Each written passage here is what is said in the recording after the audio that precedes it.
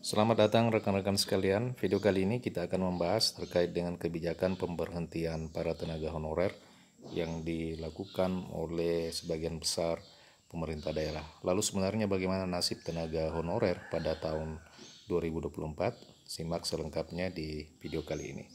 Rekan-rekan sekalian, sebagaimana diketahui bersama bahwa pemerintah telah mengesahkan Undang-Undang Nomor 20 Tahun 2023 tentang aparatur sipil negara. Salah satu poin terpenting di dalam Undang-Undang ASN ini adalah penyelesaian dan penataan tenaga honorer yang diberikan tenggat waktu hingga dengan bulan Desember tahun 2024. Namun ternyata sebagian besar pemerintah daerah itu telah melakukan dan mengeluarkan kebijakan pemberhentian para tenaga honorer pada tahun 2024. Seperti yang terjadi di Provinsi Aceh. Hal ini membuat Ketua Komite 1 DPD RI yang juga Senator Aceh yang selama ini dikenal aktif memperjuangkan honorer di pusat geram dengan kebijakan beberapa kepala daerah yang memang memberhentikan tenaga honorer di beberapa kabupaten alasan kekurangan dana. Pejabat kepala daerah itu dilantik untuk memikirkan persoalan daerah, bukan melakukan pemecatan honorer. Ini yang dikatakan Fahrul Rosi yang menolak kebijakan pemutusan hubungan kerja bagi para tenaga honorer.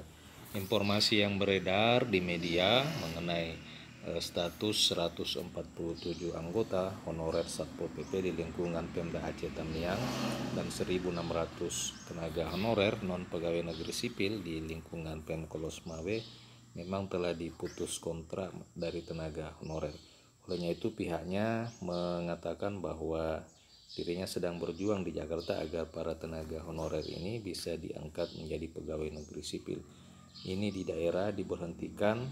Ini inflasi apa yang dijaga jika kebijakan memperparah inflasi dengan menciptakan pengangguran baru?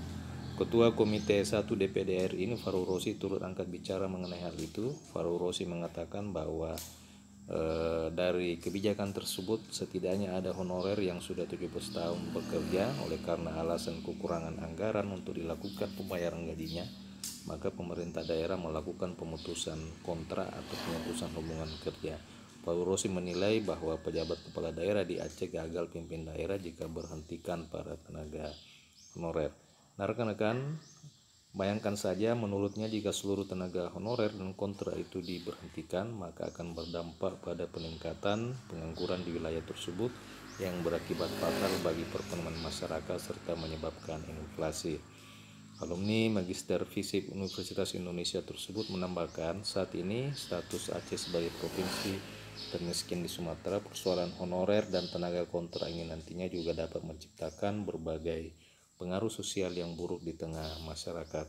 Ia pun menambahkan setidaknya Aceh Tamiang dan Kabupaten Los Mawé juga adalah dua kabupaten yang di Provinsi Aceh yang menjadi gerbang investasi. Yang menurutnya jika persoalan honorer saja tidak bisa diselesaikan, bagaimana dengan kemajuan di kedua wilayah strategis Provinsi Aceh itu? Nah rekan-rekan, di sisi lain sebagaimana diketahui bersama bahwa Presiden Joko Widodo beberapa waktu yang lalu telah menginstruksikan 3 prinsip dasar dalam penyelesaian persoalan tenaga honorer. Yang pertama adalah tidak dilakukan pemutusan hubungan kerja, yang kedua tidak membebani keuangan negara dan keuangan daerah, serta yang ketiga adalah tidak mengurangi pendapatan yang diterima oleh para tenaga honorer saat ini. Hal ini kita bisa mengatakan bahwa kebijakan yang diambil oleh pemerintah dua daerah di Provinsi Aceh ini itu tidak sesuai dengan prinsip dasar yang diinstruksikan oleh Presiden Joko Widodo. Demikian rekan-rekan video kali ini, bagaimana tanggapannya? Silakan tuliskan di kolom komentar video ini. Terima kasih telah menyaksikan, sampai jumpa di video berikutnya.